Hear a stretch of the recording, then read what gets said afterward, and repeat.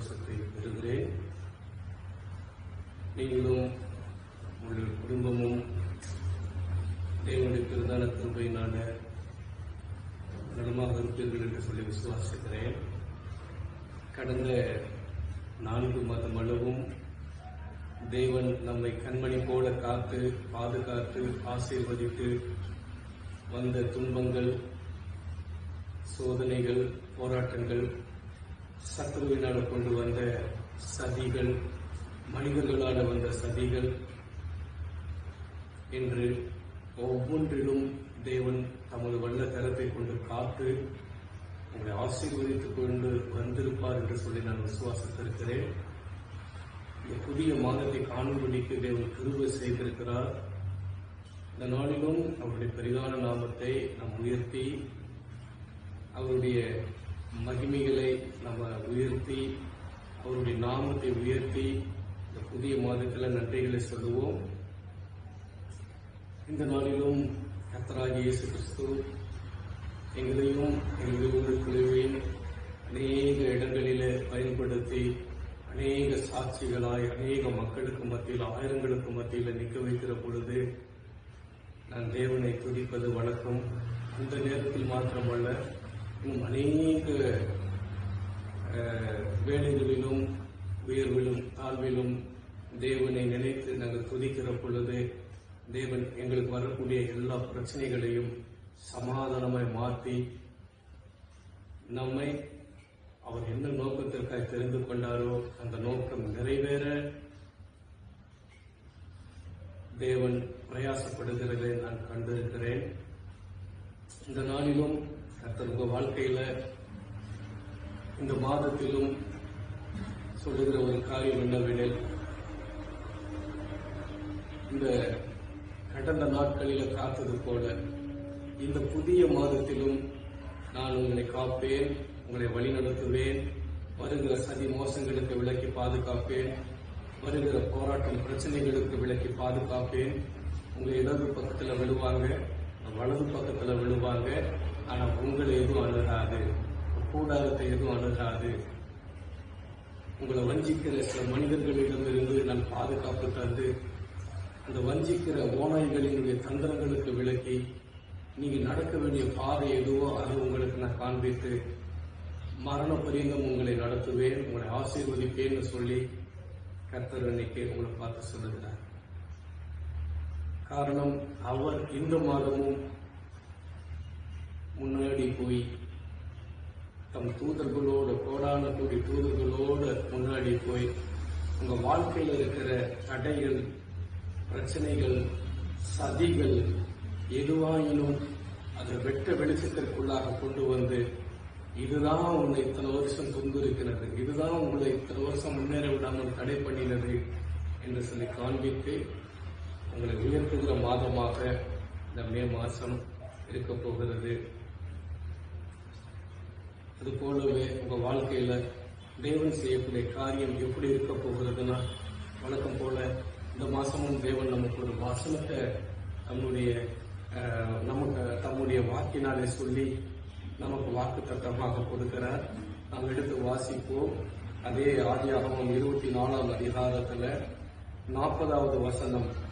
அவர், நான் வழிபடும் கர்த்தர் உன்னோட தம்முடைய தூதனை அனுப்பி உன் பிரயாணத்தை வாய்க்க பண்ணுவார் என்று சொல்லி தன்னுடைய ஊழியக்காரனாகிய எலேசரை பார்த்து ஆபிரகாம் சொல்லுகிறத நம்ம பார்க்க முடியும்.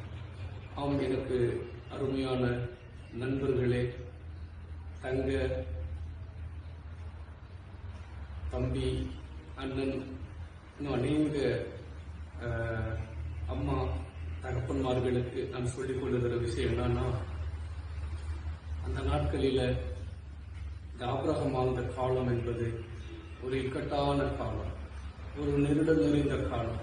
அந்த நாட்கள்ல கர்த்தர் ஆபிரகாமை பார்த்து சொல்றாரு, வா, நீ இங்கிருந்து உன்னை நான் ஆசீர்வதிக்க முடியாது, நீ இப்ப என்ன பண்ணுனா உனக்கு உண்டானது எல்லாத்தையும் சவதரித்துக் கொண்டு நான் காண்பிக்கிற தேசத்துக்கு போ, நான் உன்னை ஆசீர்வதிப்பேன், நீ உன் ஒட்டு உறவு சொந்தம் வந்தன்னு பார்க்காத, நீ என்ன பாரு, என்னுடைய திட்டத்தை பாரு, என்னுடைய நான் உன் மேல வைத்திருக்கிற அந்த ஆசீர்வாதமான பாதையை பாரு, நான் ஆசீர்வதிக்கிறப்பா வாப்பான்னு சொல்லி கூப்பிட்டு அவரை அந்த ஊர் என்னும் அந்த தேசத்திலிருந்து கொண்டு வந்து கானான் தேசத்திற்குள்ளாக வைக்கிறார். பாருங்க, இந்த நாட்களில ஒரு அடி நிலம் கூட ஆபிரகாமுக்கு சொந்தம் இல்லாத போது ஆண்டவர் வாக்கு பண்ணி இதெல்லாம் பாருப்பா, இதெல்லாம் நான் உங்க சந்ததிக்கு தரப்போறேன் அவர் அப்படியே விசுவாசிக்கிறார். அது மாத்திரம் அல்ல, அந்த ஆதியாகமம் 14வது அதிகாரத்துல 13 கடைசிகள்ல 14ஆம் அதிகாரத்தின் கடைசிகள் எல்லாம் வாசல் பார்த்தீங்கன்னா, நீ நடந்து திரிகிற அத்தனை பகுதியை நான் உனக்கு தருவேன்னு சொல்லி வாக்கு பண்றாரு. அதன்படியே பின் நாட்கள் அதை செய்யறாரு. ஆனா அதுக்கு முந்தி இடைப்பட்ட ஒரு வாக்கு தத்தம் தான் ஈசா. அல்லேலூயா. இந்த ஈசாக்கு வந்த பிற்பாடு அவரும் வளர்ந்து ஆளாகி நல்ல வாலிபன் அந்த அந்த அந்த அந்த ஸ்டேஜுக்கு வந்த உடனே அவருக்கு திருமணம் செய்து முடிக்க வேண்டும் என்று சொல்லி ஆபிரகாம் முடிவு பண்றார். உடனே அவர் என்ன பண்றாருன்னா, இளையசரை கூப்பிட்டு சொல்லுகிறதுக்கு முன்பாக அநேக காரியங்கள் யோசித்திருக்க கூடும். நம்ம வாழ்ற பகுதி கானான் பகுதி. இந்த கானான் தேசமும் அநேக பாவ சாபங்கள் நிறைந்த ஒரு தேசமாக காணப்படுகிறது. அநேக காரியங்கள் அந்த விவாகமும் மோசடி கொண்டு ஆண்டவர் சொல்லுகிற அத்தனை பாவமும் அந்த கானானில் செய்திருக்கிறார்கள். அல்லேலூயா. அப்போ அந்த கானான் தேசத்துல செய்திருக்கிற அந்த பாவங்கள் எல்லாம் லிஸ்ட் போட்டு பார்த்தோம்னா அது நமக்கு எழுதுறதுக்கு இடமே கொள்ள முடியாது. அத்தனை பாவத்தையும் அந்த கானான் தேசத்துல இருக்கிற அந்த கிட்டத்தட்ட அந்த 7 வகையான சாதியினர், அந்த மக்கள், சாதியினர் மீன்ஸ்னா அந்த வகையார அந்த தேவனை அறியாத துஷ்ட ஜனங்கள் செய்திருக்கிறார்கள். செஞ்சிருக்கிறாங்க, செய்திகளை செஞ்சிருக்கிறாங்க, தப்பான காரியங்களை வீசி விபச்சார வாழ்க்கையில வாழ்ந்திருக்கிறாங்க. இப்படி அநேக பாவ வாழ்க்கைக்குள்ளாக இருக்கிற அந்த ஜனத்திற்கு மத்தியில தேவன் மகிமைப்பட முடியாது என்பதை தெரிந்து வைத்துதான் ஒரு சந்ததி பரிசுத்தமாக்கப்பட வேண்டும், தன்னுடைய நாமத்தை தரிக்கப்பட வேண்டும், அதாவது தன்னுடைய நாமம் அவர்களுக்குள்ளாக பிரஸ்தாபப்பட வேண்டும் என்பதற்காகத்தான் இந்த ஆபிரகாமை தேவன் தெரிந்து கொள்ளுகிறார். தெரிந்து கொண்டு அவர் அநேக பிரச்சனைகள் போராட்டங்களுக்கு மத்தியில தேவன் அவரை கரம் பிடித்து நடத்தி கொண்டு வருகிறத நம்ம காண முடியும். அப்படி ஒரு சிச்சுவேஷன்ல தான் இந்த ஒரு நிகழ்வு வருகிறது. இந்த நிகழ்வு சாதாரணமாக நம்ம எடுத்துக்கொள்ள முடியாது. அந்த நாட்களில அது ஒரு சவால் நிறைந்த ஒரு காரியமாக இருந்தது. தன் நாமம் தரிக்கப்பட்ட ஒரு சகோதரன் அந்நிய ஜாதியினர் இடத்திற்குள்ளாக இருக்கிற பொழுது நிச்சயமாக என்ன செய்திருக்க வாய்ப்பு உண்டு, தவறு செய்திருக்க வாய்ப்பு உண்டு.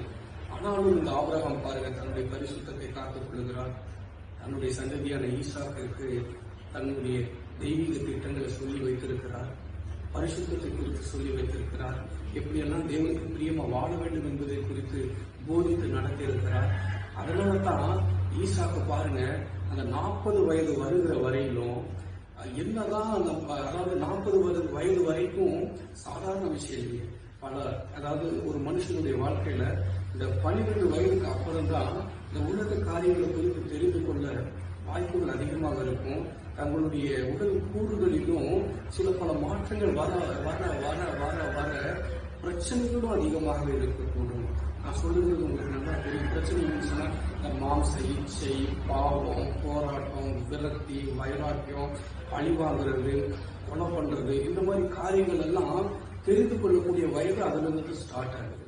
மேபி இந்த ஈசாக்கு கூட அந்த மாதிரியான காரியங்கள் எல்லாம் கடந்து வந்திருக்க கூடும். ஆனா பாருங்க, ஈசாக்கு யாரும் உதாரணமாக சொல்லப்படுகிறதுனா நம் கர்த்தராகிய இயேசு கிறிஸ்துவுக்கு முன்னுதாரணமாக குறிக்கப்படுகிற ஒரு தேவ மனுஷன். அந்த மனுஷன் பாருங்க, தன்னுடைய வாழ்க்கையை செப்பரேட் பண்ணி ஒரு பரிசுத்த சந்ததி தனக்குள்ளாக வர வேண்டும் என்பதை குறித்து எல்லா அசூசிகளுக்கும் தன்னை என்ன சொல்றது சேரவிடாது காத்துக் கொள்ளுகிறார், காத்திருக்க கூடும். அதனால தான் அவன் என்ன பண்றாருன்னா 40 வயது வரையிலும் மெடிடேட் செய்து கொண்டிருந்தான், தியானித்துக் கொண்டிருந்தான், வசனத்தை தியானித்துக் கொண்டிருந்தான், செபித்துக் கொண்டிருந்தான், தேவனோடு அன்யோன்யமா பழகி கொண்டிருந்தான், தன்னுடைய தெய்வீக திட்டங்களை குறித்து பேசிக் கொண்டிருந்தான். அல்லேலூயா. என் அப்பாவுக்கு அப்புறம் நான் இந்த பாரத்தை கொண்டு செல்லணும், இந்த திட்டத்தை நிறைவேற்றணும், இந்த சித்தத்தை செய்யணும் என்பதை குறித்து பேசிக் கொண்டிருந்திருப்பான். அதுக்கு ஏற்ற துணை எது, ஏற்ற காரியங்கள் எது, நான் என்ன செய்ய வேண்டும் என்பதை குறித்து பேசிக் கொண்டிருந்திருப்பான். அதனால்தான் தேவன் பாருங்க ஈசாக்கை ஆசீர்வதித்தார். ஆபிரகாமை விட ஈசாக்கை அதிகமாக ஆசீர்வதித்தார், நேசித்தார். ஆபிரகாமை விட ஈசாக்கு ஒழுக்கம் நிறைந்து காணப்பட்டான். ஒரே மனைவியோட வாழ்ந்தான். அந்த நாட்களில தவறு செய்கிறதுக்கு அநேக வாசல்கள் உண்டு. ஒரு மனுஷன் 4, 5, 7, 8 ஏன் ஆயிரக்கணக்கான மனைவி துணிவுகளை எல்லாம் வைத்துக் கொண்டிருந்த காலம். அந்த காலத்துல கூட தன்னை எப்படி காத்துக்கொண்டார், ஒரு மனைவியோடு காத்துக்கொண்டார். தேவ திட்டத்தை நிறைவேற்றினார். அப்பேற்பட்ட ஈசாக்கு எப்படி இப்படி புகழ் பெற்றான் என்றால், அவன் தன்னை தேவ வசனத்தின் மீது கட்டினான், தேவ திட்டத்தின் மீது தன்னை கட்டினான், தியானித்துக் கொண்டிருந்தான், பரிசுத்தத்தை காத்துக் கொண்டிருந்தான். இப்படி இதெல்லாம் வாட்ச் பண்ணின ஆபிரகாம் வேறுபட்ட ஒரு ஏக சுதனை தேவன் கொடுத்தாரேன்னு சொல்லி அவரை உயர்த்தி பிடித்தார். அப்போ அவர் பாருங்க, ஆவியானவர் ஆபிரகாமை சொல்லி கொடுத்திருக்க கூடும், இந்த பாருப்பா, உன் மகனுக்கு நீ வந்து மனைவி எங்கிருந்து பெற்றுக் கொள்ளணும்னா இந்த சபிக்கப்பட்ட சந்ததியிலிருந்து, இந்த பாவம் நிறைந்த சந்ததியிலிருந்து மனைவியை பெற்றுக் கொள்ளக்கூடாது. நீ போய் உன் இனத்திலிருந்து ஜனத்திலிருந்து மனைவியை உன்னுடைய மகனுக்கு நீ ஏற்படுத்துன்னு சொல்லி அவரை ஆயத்தப்படுத்துகிறார். அல்லேலூயா. அப்புறம் பாருங்க, எலேசரை கூப்பிட்டு, இந்த பாருப்பா, எனக்கு ஒரு சத்தியம் பண்ணணும், நான் வயது முதிர்ந்து காணப்படுறேன், என் மகனும் கல்யாண வயசுல பக்கத்துல மிகுந்த பக்கத்துல நெருங்கிட்டார், 40 பக்கத்துல நிற்கிறார். நிச்சயம் என் மகனை இனிமே நான் தனிமையை வைத்திருக்க கூடாது, அவனுக்கு ஏற்ற துணையை நீ பாருன்னு சொல்லி அவரை என்ன பண்றாருன்னா ஆயத்தப்படுத்தி அவருடைய சொந்தங்கள் இருந்த தேசத்துக்கு அனுப்புகிறார். பாருங்க, அப்போ யார் இந்த எலேசருக்கு முன்னுக்கு தெரியாது, எங்கிருந்து வந்தோம், எப்படி வந்து மெது அவங்க என்ன ஒரு இதுன்னு கூட தெரியாது, போற வழி தெரியாம இருந்திருக்கலாம். ஆனா ஆபிரகாம் ஒரு நல்ல தேர்வு பேசி, நான் வழிபடுகிற கர்த்தர் தம்முடைய தூதனை அவர் உனக்கு முன்பாக அனுப்பி உன் பிரயாணத்தை வாய்க்க பண்ணுவார்னு சொல்லி அவர் வாக்கு தத்தத்தோடு அனுப்புகிறார். அதன்படியே பாருங்க, பிதா எப்படி ஆசீர்வதித்தாரோ அந்த ஆசீர்வாதத்தின்படியே இந்த நாளில அந்த நாளில அந்த இளையசரை நீர் வழியில் நடத்துறாரு. அப்புறம் ரெபேக்கால சந்திக்கிறாரு. அப்புறம் நிறைய காரியங்கள், அந்த இன்சிடென்ட்ஸ் எல்லாம் உங்களுக்கு தெரியும். அற்புதமா செய்து முடிக்கிறார். இடையில நிறைய பிரச்சனைகள் வந்திருக்கலாம், நிறைய தடைகள் வந்திருக்கலாம். ஆனால் தேவ தூதர் முன்னாடி போய் ஈசாக்குக்கு பெண் கொள்ளும்படிக்கு, அதன் வழியாக சந்ததிகள் வரும்படிக்கு, அதன் வழியாக இயேசு கிறிஸ்து வரும்படிக்கு எத்தனையோ காரியங்கள் தேவன் செய்திருக்கிறார். இன்னைக்கு யூதர்களுடைய வம்ச அட்டவணை எடுத்து பார்த்தீங்கன்னா 139வது வம்சம் இன்னைக்கு பூமியில நின்று கொண்டிருக்கிறது. அடுத்து 140வது வம்சத்தோட தேவன் இந்த பூமியின் இலக்கை முடித்து காட்டப் போகிறார். தேவன் ஆபிரகாமுக்கு சொன்ன அந்த வாக்கு தத்துவம் இந்நாள் வரையிலும் காத்து நடத்தி கொண்டிருக்கிறார். அப்படின்னு இன்னொருக்கான கர்த்தர் வாக்கு பண்ணினது நிச்சயம் நிறைவேறக்கூடிய காலம், அது இந்த காலம் தான். எனக்கு அருமையானவர்களே, இன்னைக்கு உங்க வாழ்க்கையில ஏதோ ஒரு நன்மைக்காக இயங்கிக் கொண்டிருக்கிறீங்களா? தேவனிடத்துல ஈசாக்கு ஜெபித்தது போல, வசனத்தோடு பிரயாசப்பட்டது போல நீங்க ஜெபிங்க. இன்னைக்கு இப்பொழுதே உங்களுடைய வாழ்க்கையில் ஒரு மாற்றத்தை கொடுக்க விரும்புகிறார். உங்களுடைய பிள்ளைகளுக்கு ஏற்ற வரன்களை பார்த்து கொண்டிருக்கிறீங்களா? அன்னைக்கு அந்த ஆபிரகாம் எதை பார்த்தார்? அந்த பழைய ஏற்பாட்டின் காலத்துல இந்த துஷ்ட சந்ததியில என் பையனுக்கு பொண்ணை பார்க்காத, என் இனத்துல என் ஜனத்துல அப்படின்னு என்ன இருக்கும்? அந்த பரிசுத்த இனத்துல இருந்து பெண்ணை கொண்டுவான்னு சொல்லி அவர் சொல்லியிருந்தார் இல்லையா? இந்த புதிய ஏற்பாட்டின் காலத்துல எது பரிசுத்தம் உங்களுக்கு நான் சொல்லி தர போறேன், எது என் ஜனம்னு சொல்லி உங்களுக்கு நான் சொல்லி தர போறேன், எது என் இனம்னு உங்களுக்கு நான் சொல்லி தர போறேன். ரட்சிக்கப்பட்டவர்கள், இயேசு கிறிஸ்துவின் நாமம் தரிக்கப்பட்டவர்கள், இயேசு கிறிஸ்துவின் ரத்தத்தினாலே கழுவப்பட்டவர்கள், அவருடைய நாமத்தினாலே ஞானஸ்தானம் எடுக்கப்பட்டவர்கள், அவருடைய நாமத்தினாலே தரிசனம் பெற்றவர்கள், அவருடைய நாமத்தினாலே அவருடைய திட்டத்தை செய்யக்கூடியவர்கள். இதுதான் அவருடைய இனம், இதுதான் அவருடைய சினம். இன்னைக்கு இந்த நாளில இந்த வாக்குரையை நாம் எடுப்போம். என் பிள்ளைக்கு, என் பெண்களுக்கு, என் பையனுக்கு, என் பொண்ணுக்கு ரட்சிக்கப்பட்ட பெண்ணை தான் பார்ப்பேன், ரட்சிக்கப்பட்ட பையனை தான் பார்ப்பேன், அபிஷேகம் பெற்றவனை தான் நான் கட்டி கொடுப்பேன், அபிஷேகம் பெற்ற பிள்ளையை தான் நான் என் மையனோட இணைத்து வைப்பேன், தேவ தரிசனம் பெற்ற பிள்ளையோட தான் நான் இணைத்து வைப்பேன். இதுதான் வாக்குறுத்தம், இதுதான் வாக்கு தத்துவம், இதுதான் நான் தேவனுடைய நாமத்தினால செய்யக்கூடியது இப்படின்னு சொல்லி நீங்க நிக்கிற பொழுது ஆண்டவர் உங்களுக்கு இளையசர்களை இறக்குவார். இளையசர்களை மாத்திரம் இறக்க போகிறதில்ல, இளையசர்களுக்கு முன்பாக தேவ தூதர்களை அனுப்ப போகிறார். தேவனுடைய திட்டத்தை உங்க வாழ்க்கையில செய்து மாற்றும்படிக்கு தேவன் செய்து நான் அவர் மத்தியில் உங்களுக்கு மத்தியில அவர் நாமத்தை மகிமைப்படுத்தும்படிக்கு செய்வார். சிலருக்கு கடன் வாங்கும் பிரச்சனை, இந்த கடனுக்கு முன்பாக கர்த்தர் தேவ தூதர்களை அனுப்புவார். இனி கடன் வாங்க மாட்டீங்கன்னு சொல்லி உறுதிய வசனத்தை எடுத்துக்கொள்ளுங்க. சிலருக்கு நோயும் பார்க்கும், ஏதோ விதத்துல நோய் வருது. இந்த நாளில இந்த புதிய மாதத்துல கர்த்தர் உங்க குடும்பத்துல இருக்கிற நோய்களை நீக்கும்படிக்கு தேவ தூதரை முன்பாக அனுப்புவார். அது போல சிலருக்கு வீடு கட்ட முடியல, பாதியே நிற்குது, நான் என்ன செய்வேன், கடன் வாங்கலாமா, போய் லோன் எடுக்கலாமா அப்படின்னு சொல்லி நீங்க நினைக்கலாம். கர்த்தர் சொல்றார், இன்னைக்கு உங்க வீட்டை கட்டு முடிக்கும்படிக்கான தேவ தூதர்களை இறக்கி, சில பெசலேயர்களை தேவன் இறக்கி உங்களுடைய வீடு கட்டும்படிக்கு, உங்களுடைய குடும்பம் கட்டும்படிக்கு, உங்களுடைய குழந்தைகள் அதாவது உங்களுடைய சந்ததிகள் பெருகும்படிக்கு தேவன் பெருமை செய்ய போகிறார். நிறைய பேருக்கு நல்ல ஊழியம் பண்ற ஒரு வண்டி வாகனம் இல்லை, நல்ல ஆசீர்வதிக்கப்படுற சபை இல்ல, நல்ல தேவனுடைய நாமத்தை மகிமைப்படுத்துற ஒரு சொந்த சபை இல்லைன்னு சொல்லி நீங்க நினைத்துக் கொள்ள இருக்கலாம். கர்த்தர் இந்த நாளில உங்க குடும்பத்துல உங்களுடைய ஊழியத்துல ஒரு சொந்த இடத்தை கொடுப்பார், சொந்த வாகனங்களை கொடுப்பார். நீங்க சபைகளை கட்டுவீங்க, கூடாரங்களை கட்டுவீங்க, சபை வீடுகளில் சபைகளை ஆரம்பிப்பீங்க. தேசம் முழுவதிலும் தேவனுடைய அபிஷேகத்தினால துதியினால இந்த தேசத்தை நிரப்ப போறீங்க. எழுப்புதல் காலம், இந்த எழுப்புதல் காலத்தில் தேவன் உங்களோட பேசிக் கொண்டிருக்கிறார். அல்லேலூயா. இப்போ இந்த தூதர்களை முன் அனுப்புகிறது குறித்து அநேக வசனங்கள் வேதாகமத்தில் சொல்லப்படுகிறது.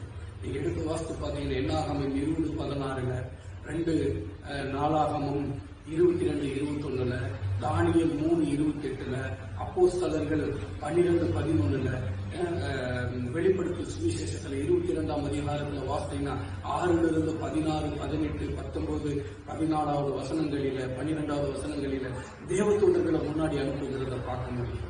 எப்பெல்லாம் ஒரு பிரச்சனை தலை தூக்கி நிற்கிறதோ, எப்பெல்லாம் நமக்கு இதெல்லாம் தாங்க முடியலையே ஆண்டவரே, இதுல இருந்து நான் எப்படித்தான் நான் வெளியே வர போறேன், யாருதான் எனக்கு உதவி செய்ய போறேன், எப்படிதான் இந்த பிரச்சனையிலிருந்து நான் வெளிவர போறேன்னு சொல்லி பெரிய தகப்பனேன்னு சொல்லி அழுகிற பொழுதெல்லாம் கர்த்தர் என்ன பண்ணுவார்னா, எனக்குள்ள அழுகுதுப்பா, தண்ணீர் போன்னு சொல்லி ஒரு நற்செய்தியை கொண்டு வந்து கொடுக்கிறதுக்கு காபிரியல் தூதன் அனுப்புவார். இனி உங்க வீடுகளில, உங்க குடும்பங்களில, உங்களுடைய உறவுகளில காபிரியல் தூதன் தரிசனமாகும். எங்க வாழ்க்கையில காபிரியல் தூதன், என் வாழ்க்கையில காபிரியல் தூதன் நிறைய செய்திகளை கொண்டு வந்து கொடுத்திருக்கிறேன். நான் பொய் சொல்லல, தேவனுடைய நாமத்தினால நான் சொல்றேன். பரலோக தரிசனங்களை நான் பார்த்தவர், பரலோகத்தினுடைய திட்டங்களை நான் பார்த்தவர். அப்படி செத்தவனை போல கடந்தவர். தேவனுடைய திட்டத்துல, அந்த பரலோக தரிசனத்துல அப்படி செத்தவனை போல கடந்தவர். கண்ணீரோட இந்த பரலோகத்துல நான் நின்று தேவனுடைய காரியங்களை நான் பார்த்தவர். நான் உங்களை தேவனுடைய நாமத்தினால் ஆசீர்வதிக்கிறேன். என்னுடைய மக்களை ஆசீர்வதிக்கிறேன். இந்த பொல்லாத உலகத்துல, இந்த பொல்லாத பாவம் நிறைந்த இந்த காலத்துல உங்களை பரிசுத்தவங்களை காத்துக்கொள்ள உம்முடைய துவக்கத்தை பார்க்கணும், உம்முடைய முடிவு நல்லதுன்னு சொல்லப்பட்ட அந்த தேவனுடைய நாமத்தினால உங்களை நான் ஆசீர்வதிக்கிறேன். தேவ தூதர்களை இறக்குவார், உங்களுடைய இன்னல்களை அவர் நன்மையை மாற்றுவார், அவருடைய கிருபையினால் உங்களை நிரப்புவார், சமாதானத்தினால் உங்களை பெருக்க செய்வார், அவர் உங்களை ஆசீர்வதிப்பார், பிள்ளைகளுடைய வாழ்க்கையை ஆசீர்வதிப்பார், உங்களுடைய குடும்பத்தை பலப்படுத்தும், ஊழியத்தை பலப்படுத்துவார். தேவ தூதர்களை இறக்கி உங்களை ஆசீர்வதிப்பார், கிருபையினால் சத்தியத்தினால் முடிசூட்டுவார். இன்னைக்கிலிருந்து அந்த மகிமையிலிருந்து நீங்கள் காண போறீங்க. இந்த 5வது மாசம் தான். இந்த 5வது மாசத்துல இந்த 31ஆம் தேதி 30ஆம் தேதியில தான் தேவன் என்னை தரிசனமானார். இந்த சென்ட் தாமஸ் மவுண்டுக்கு அடியில் அந்த சினிமா துறையில நான் வேலை செய்து கொண்டிருந்த காலங்களில் நான் என்னுடைய வீட்டுல தங்கியிருந்த பொழுது, ஒரு அப்பார்ட்மெண்ட் வாடகை வீட்டத்தில் அங்க இருந்து கொண்டிருந்த காலத்துல விடிய கால நேரத்துல இந்த மே மாசத்துல தான் தரிசனமானார். மே மாசத்துல தான் தரிசனமாகி தேவன் தன்னுடைய காரியங்கள் எல்லாம் விளக்கி காண்பித்தார். தோமா சத்தியா மறிச்சு இன்னைக்கு இந்த இந்திய தேசமே ஒரு எழுப்புதலுக்கு நேராக போய் கொண்டிருக்கிற அந்த இடத்துல தேவன் தரிசனமாகி தம்முடைய பெரிதான காரியங்களை எல்லாம் காண்பித்தார். அதன்படிதான் இந்த ஊழியம் போய் கொண்டிருக்கிறது. அதன்படிதான் நல்ல தேவ மனிதர்களை எல்லாம் தேவன் இணைத்து எங்களோட பயணித்துக் கொண்டிருக்கிறது. நானும் ஒன்றுமில்லாத ஒரு பேச்சு எனக்கு வராது, ஒரு ஒரு ஒரு இது எனக்கு வராது. நான் கொஞ்சம் எழுதுவேன், நிறைய காரியங்களை நல்ல நல்ல என்ன சொல்றது அட்வென்ச்சரா நல்ல ஒரு ஸ்டோரி ஃபுல்லா நான் எழுதுவேன். ஆனா பேச எனக்கு வராது. ஆனாலும் ஆண்டவர் என்னை தெரிந்து கொண்டு நீதான் வேணும், நீ வா, நான் உன்னை ஆசீர்வதிக்கிறேன்னு சொல்லி நீக பணிகளை நடத்துகிறேன். நீக ஆயிரங்களுக்கு ஆசீர்வாதமாக பயன்படுத்துகிறேன். இன்னைக்கு கை நீட்டி ஜெபம் பண்ணா கேன்சர் ஓடுது, கை நீட்டி ஜெபம் பண்ணா எத்தனையோ பிள்ளை பிறக்காத மலடிகள் எல்லாம் பிள்ளை பிறக்குது. திருமணமே நடக்கல, எத்தனை வருஷம் ஆச்சுன்னு சொல்லி வந்து ஜெபம் பண்ணிட்டு போனாங்கன்னா ஜெபம் கேட்டு ஆண்டவர் அற்புதங்களை செய்யறார். வண்டி வாகனங்களை கொடுக்கிறார். மறித்தவர்களை மாத்திரம் எடுக்கலாம். அந்த அபிஷேகத்தையும் கேட்டுக் கொண்டு இருக்கிறோம். தேவனே, மறித்தவர்களை எழுப்போம். இந்த இந்திய தேசத்துல குறைஞ்சது 1,00,000 சடலங்களையாவது நாங்க எழுப்போம். அவங்க 1,00,000 பேரும் எழும்பி உங்களுடைய ராஜ்யத்தை கட்டணும். இந்த நாளிலே நீர் அப்பேற்பட்ட அபிஷேகத்தை இந்த ஊழியர்களுக்கு தாங்கன்னு சொல்லி நாங்க ஜெபித்துக் கொண்டிருக்கிறோம். இந்த நாளில இந்த பகுதியில தேவனும் மகத்தான காரியங்களை செய்ய வல்லவர். இந்த நாளில் உங்க மத்தியில பெரிய காரியங்களை செய்கிறவர், பெரிய ஆசீர்வாதங்களை செய்கிறவர். என்ன கொண்டு இப்படி செய்கிறாரே, என்ன கொண்டு இப்படி நடத்துகிறாரே, என்ன கொண்டு இதை செய்கிறாரே, உங்களை கொண்டும் செய்வார், பெரிய காரியங்களை செய்வார். இந்த நாளில் உங்களை கொண்டு ஆண்டவர் செய்ய நினைத்தது தடைபடாது. இந்த 5வது மாசத்துல நீங்க பாருங்க, ஒரு பெரிய மாற்றத்தை நீங்க பார்க்க போறீங்க. என்னோட கூட சென்று செவிங்க. கர்த்தர் உங்களை ஆசீர்வதிப்பார். அன்பின் பரலோக தந்தை இயேசுவின் நாமத்தினாலே தகப்பன இந்த புதிய மாதத்துல இந்த நேரத்துல அதிகாலை நேரத்துல ஆண்டவரே இதை பார்க்கிற ஒவ்வொருவர் மீது உங்களுடைய கரத்தை வைத்து பாதுகாத்து ஆதியாகமம் 24:40 படி உங்களுடைய வாழ்க்கை செழிக்கட்டும். ஆண்டவரே முன்னாடி தூதன் அனுப்புங்கப்பா, நன்மையான காரியத்தை செய்யப்பா. தகப்பனே உங்களுடைய வாழ்க்கையில் இருக்கிற எல்லா தடைகளை நீக்கி போடுங்க. மனித தடையை நீக்குங்க, பிசாசின் தடையை நீக்குங்க. ஆண்டவரே அப்பா, மனிதர்களால் மோசம் போட்டுகிற வல்லமைகளுக்கு விலக்கி இவருடைய வாழ்க்கையில் அது ஒரு பெரிய மாற்றத்தை கொடுங்க, ஆசீர்வதிங்க.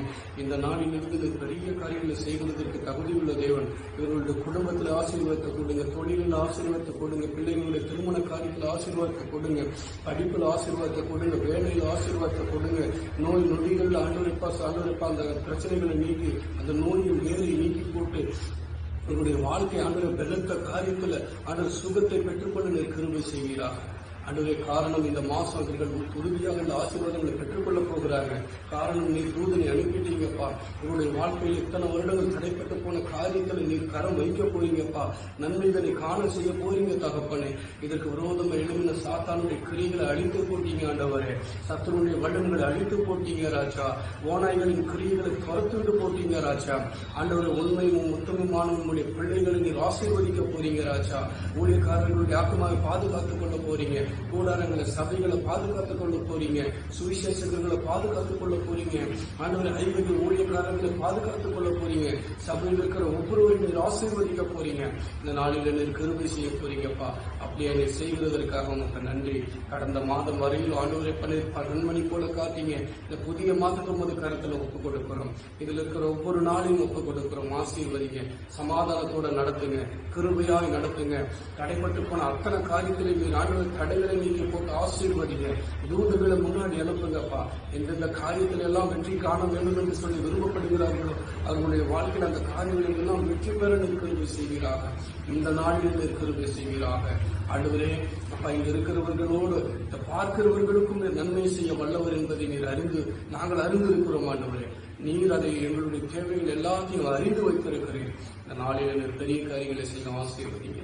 கர்த்தராகிய இயேசு கிறிஸ்துவின் நாமத்திலே நான் ஜெபித்து இந்த ஜெபங்களை ஒப்புக் கொடுக்கிறேன். ஜீவன நல்ல பிதாவே, ஆமென். என் ஆத்மாவை கர்த்தரை ஸ்தோத்திரம், என் முழுவதும் பரிசுத்த நாமத்தை ஸ்தோத்திரம். என் ஆத்மாவை கர்த்தரை ஸ்தோத்திரம். கர்த்தர் செய்த சகல உபகாரங்கள். டியர் ஃப்ரெண்ட்ஸ், கர்த்தர் நம் ஜெபத்தை கேட்டிருக்கிறார். நிச்சயம் கர்த்தர் பதிலளிப்பார், உங்களை ஆசீர்வதிப்பார். கர்த்தராகிய இயேசு கிறிஸ்துவுக்கு மகிமை உண்டாகும். God bless you.